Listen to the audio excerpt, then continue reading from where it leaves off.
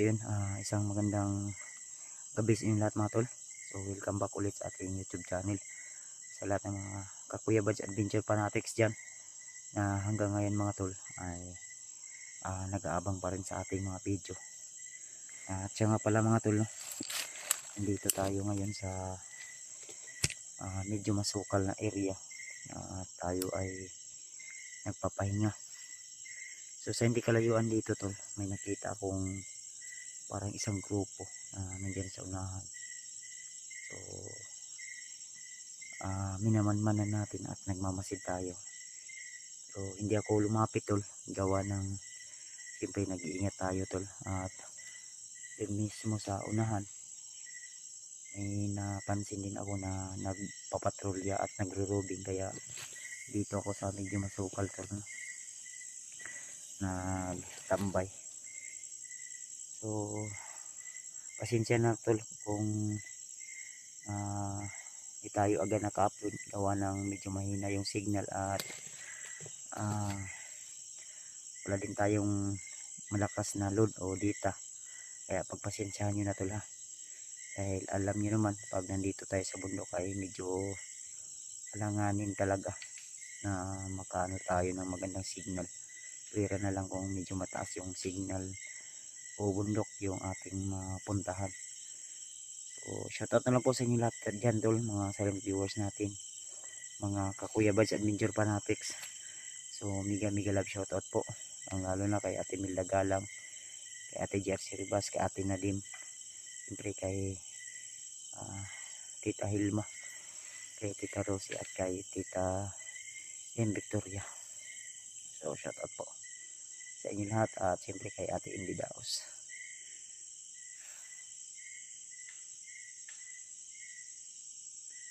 So mga tol, nagmamasid tayo sa paligid. Medyo malamig na po yung ano tol, hindi ko alam kung anong oras ngayon, pero kanina pagtingin ko ay nasa mga bandang alas 10 na yata ng gabi. So ayun, parang nasa banda alas 11 na yata ng gabi at naghanap tayo ng pwede nating matulugan. Ang problema nga lang ay sa unahan tol, parang may mga bandido na nakatambay at napansin ko kanina ay parang gumawa sila ng apoy, kaya minto muna ako dito at tumago sa medyo masukal tol. So yan, diyan ako kanina nakatambay sa unahan na yan. Sumuksok ako, parang may medyo malayo kasi natin ayun, kung nakikita nyo yan tol, parang may apoy dyan at may mga flashlight lang yan sila tol. Ayun, parang may mga flashlight yan, kaya dito muna ako tol.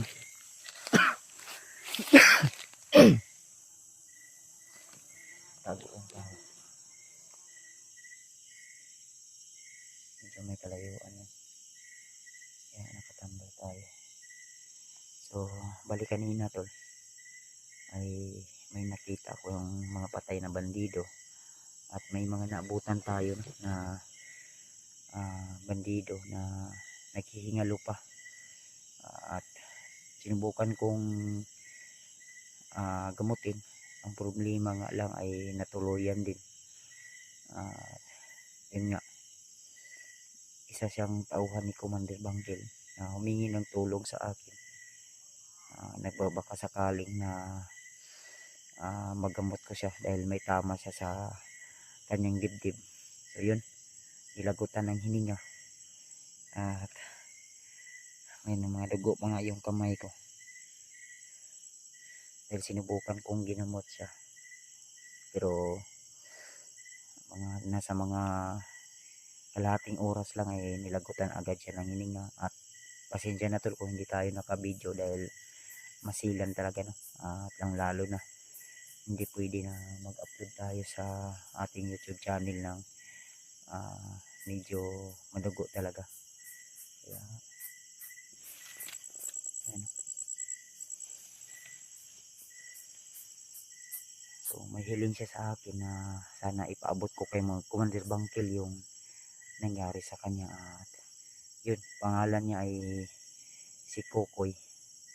Sinabi niya sa akin na alam po daw ni Commander Bangkil yung kanyang pangalan. At may hiniling siya sa akin na kung maaari yung asawa at anak niya ay matulungan ni Commander Bangkil na isipti sa mas ligtas na kalagayan yung kanyang mag-ina o kanyang pamilya ni Kokoy.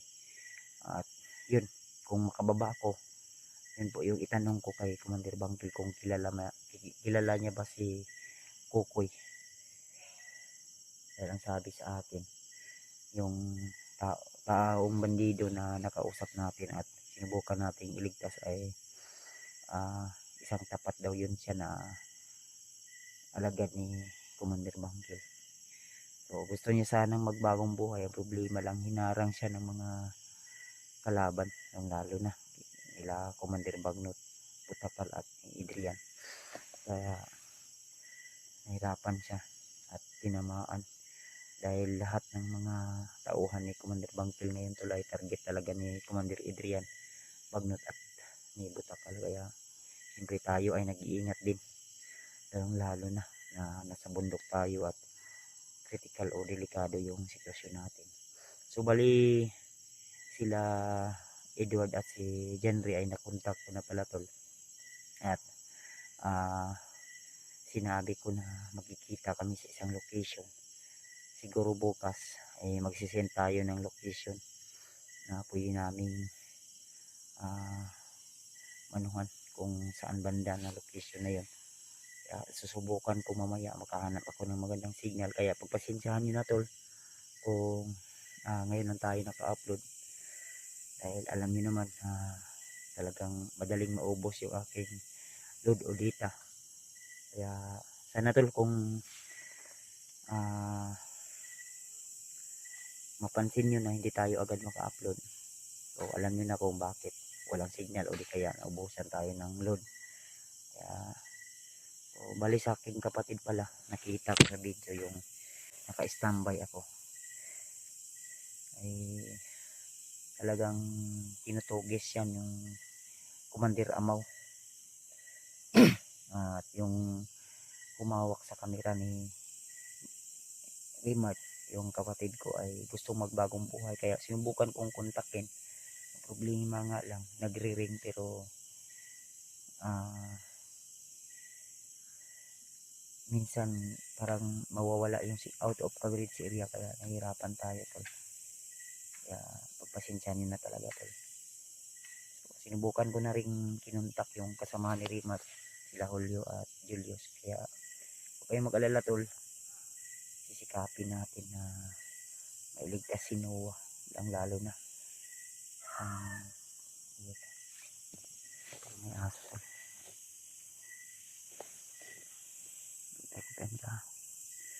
Subukan ko ngayong lalapitan yung mga hayop na yan, pero mag-ano lang tayo tol,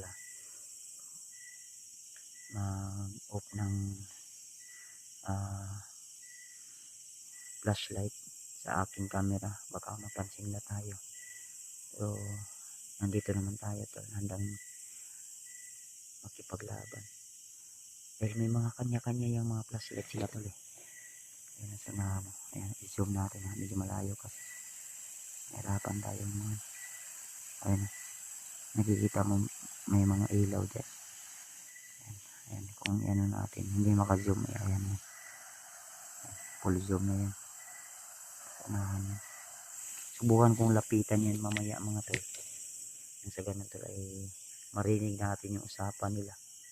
Dahil talagang curious ako, kaya natin lusubin na unti-unti natin. Hinihintay ko yung perfect timing tol na matulog sila. Ang problema nga lang ay parang ano sila tol, shifting sila, at mahirapan din tayong gumalaw lalo na paggabi. Kaya kailangan din natin dumistansya, kaya subukan natin tol.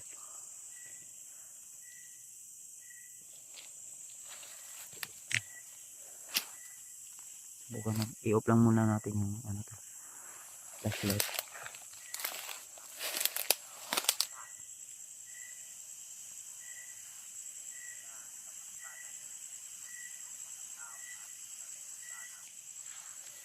Unahan sila, medyo malayo pa kasi madilim din.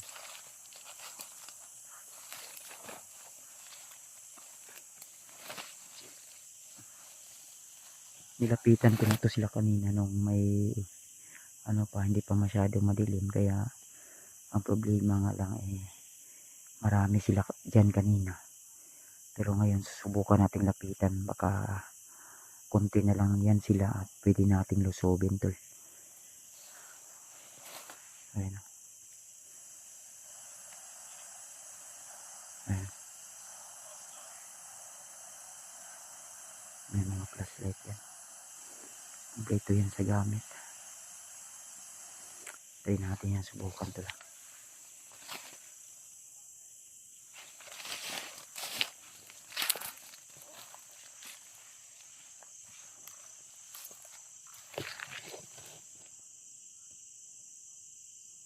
Medyo masukal pa siguro yan sa unahan banda, kaya lalapitan pa natin tol.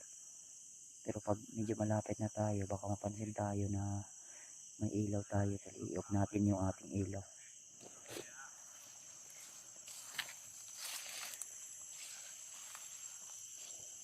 Ito tol, parang daanan nila.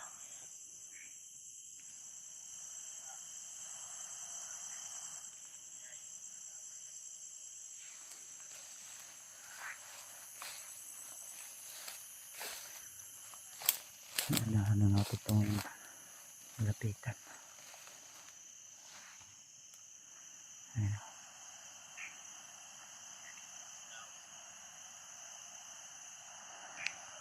May isang tao dyan, pero may parang tao din sa ibabaw ng puno. Parang marami talaga sila tol.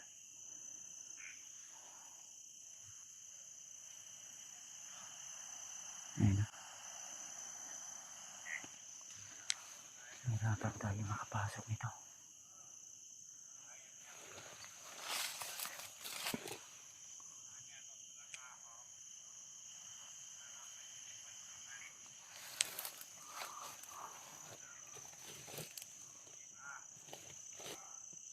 Mahirapan tayo makapasok, parang marami talaga. Kasi siya nga na tol ha.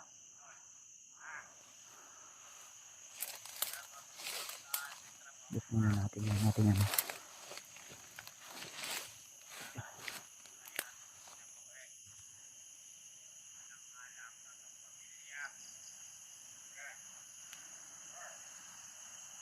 Dami.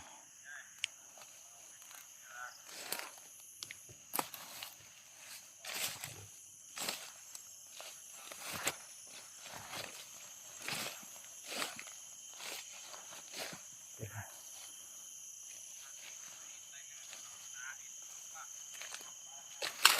Dito. Parang marami talaga.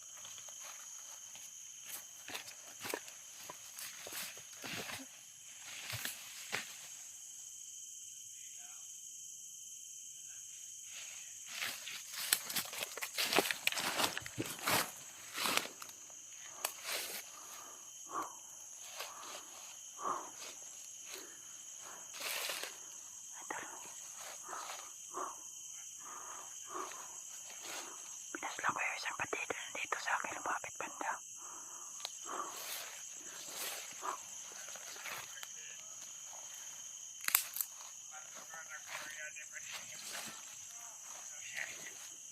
Subukan natin lapitan.